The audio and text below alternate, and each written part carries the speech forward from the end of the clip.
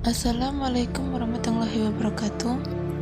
Perkenalkan, kami dari kelompok yang beranggotakan 2 orang, yaitu saya sendiri yang bernama Titi Noprianti dan teman saya yang bernama Maria Elva. Kami dari kelas 12 IPS Madrasah Aliyah Ismar Pulasan Kilo akan menjelaskan tugas sejarah kebudayaan Indonesia dengan judul Peranan Kerajaan Islam di Indonesia.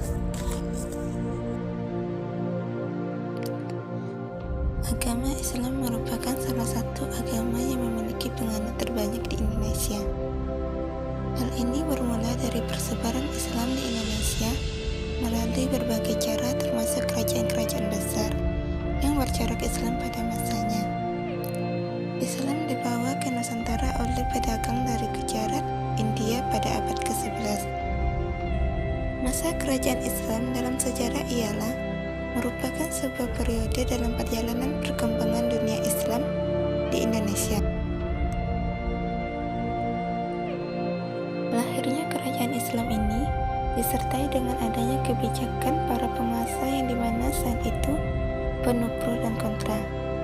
Dalam penyebaran Islam di Nusantara, kerajaan Islam berperan untuk mengenalkan ajaran Islam kepada penduduk di wilayah kerajaan, memudahkan transaksi perdagangan dengan para pedagang dari kawasan Timur Tengah, mengubah budaya upeti yang dimana telah banyak digunakan di zaman kerajaan sebelumnya, dan menciptakan tata kehidupan baru yang lebih sesuai dengan apa yang ada di ajaran Islam. Perkembangan agama Islam yang sangat besar sejak pertama kalinya masuk ke Indonesia ini tentunya disertai dengan berbagai faktor pendukung, termasuk keterlibatan peran tokoh penting seperti pedagang Islam hingga kerajaan-kerajaan Islam yang pernah berdaulat di Indonesia. Rupanya terdapat 3 teori yang menjelaskan mengenai masuknya Islam ke Indonesia, antara lain 1. Teori Gujarat, yaitu Islam dipercayai datang dari wilayah Gujarat, India melalui peran para pedagang India yang beragama Islam pada abad ke-13 Masehi. Kedua, teori Persia, yaitu Islam tiba di Indonesia melalui peran para pedagang asal Persia yang dalam perjalanannya sehingga ke Gujarat sebelum ke Nusantara sekitar abad ke-13 Masehi. Ketiga, teori Mekah, yaitu Islam dipercaya tiba di Indonesia dibawa langsung dari Timur Tengah melalui jasa pedagang Arab Muslim sekitar abad ke-7 Masehi. Teori ini diperkuat dengan pendapat Dr. Hamka yang menyatakan bahwa masuknya Islam ke Indonesia langsung dari Mekah pada abad ke-7 Masehi. Setelah Islam masuk ke Indonesia, perkembangan dan penyebaran agama Islam di Indonesia terjadi secara cepat. Hal ini ditandai dengan berdirinya beberapa kesultanan bercorak Islam di berbagai pulau di Nusantara. Kesultanan-kesultanan ini menjadi penopang dan pusat dakwah Islam masyarakat di sekitarnya. Berikut beberapa kesultanan yang bercorak Islam.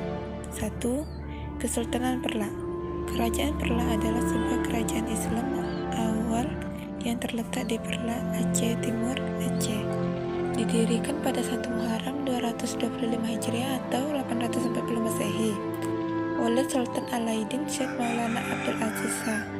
Masa kejayaan kerajaan Perla terjadi pada masa pemerintahan Sultan Makdum Alauddin Malik Muhammad Amin Shah II Johan berdaulat, yakni pada tahun 1225 sampai 1262 Masehi. Pada masa pemerintahan beliau, kerajaan Perla mengalami kemajuan dan perkembangan yang sangat pesat, yakni dalam bidang pendidikan Islam dan bidang perluasan dakwah Islamiyah. Peranan Kesultanan Perla yaitu berkembang sebagai bandar niaga yang amat maju. Kondisi ini membuat maraknya perkawinan campuran antara para saudagar Muslim dengan penduduk setempat. Akibatnya perkembangan Islam yang pesat dan pada akhirnya muncullah kerajaan Islam Perla sebagai kerajaan Islam pertama di Indonesia. 2. Kesultanan Samudra Pasai. Kesultanan Pasai juga dikenal dengan Samudra Darussalam dengan sebutan singkat yaitu Pasai, adalah kerajaan Islam yang terletak di pesisir pantai utara Sumatera, di sekitar kota Lek Sumawe, Kabupaten Aceh Utara, Provinsi Aceh, Indonesia. Didirikan oleh Murasilu yang bergelar Sultan Malik As-Saleh sekitar tahun 1367. Sultan Malik Al-Saleh memerintah pada tahun 1285 sampai 1297. Setelah resmi menjadi kerajaan Islam, Samudra Pasai berkembang pesat menjadi pusat perdagangan dan pusat studi Islam yang ramai. Pedagang dari India, Benggala, Gujarat, Arab, Cina, serta daerah di sekitarnya banyak berdatangan di Samudra Pasai. Kerajaan Samudra Pasai berhasil mencapai puncak kejayaannya pada masa pemerintahan Sultan Muhammad Malik Az-Zahir atau Sultan Malik Al-Tahir II pada tahun 1336 sampai 1345. Di bawah pemerintahan Sultan Mahmud Malik Az-Zahir, Samudra Pasai berkembang menjadi pusat perdagangan internasional. Setiap tahun, kerajaan Samudra Pasai mampu mengekspor lada, sutra, kapur barus, dan emas dalam jumlah besar. 3. Kesultanan Aceh terletak di ujung sebelah utara Pulau Sumatera. Didirikan pada 1 Jumada awal 913 Hijriah sampai 1507 Masehi oleh Sultan Ali Mah Ayad Shah, Sultan Ibrahim masa kejayaan. 1. Kesultanan Aceh mengalami masa ekspansi dipengaruhi terluas pada masa kepemimpinan Sultan Iskandar Muda atau Sultan Mokutaalam pada masa kepemimpinannya. Aceh menaklukkan Pahang yang merupakan sumber timah utama. 2. Pada tahun 1929, Kesultanan Aceh melakukan penyerangan terhadap Portugis di Malaka dengan armada terdiri dari 500 buah kapal perang yang menggunakan laut Sarawak ini dalam upaya membalas dominasi Aceh atas Kalimantan dan Semarang. Sayangnya ekspedisi ini gagal meskipun mereka melaksanakan Aceh memiliki tegak dan banyak pengalaman di Aceh. Akhir pemerintahan Aceh disebabkan oleh beberapa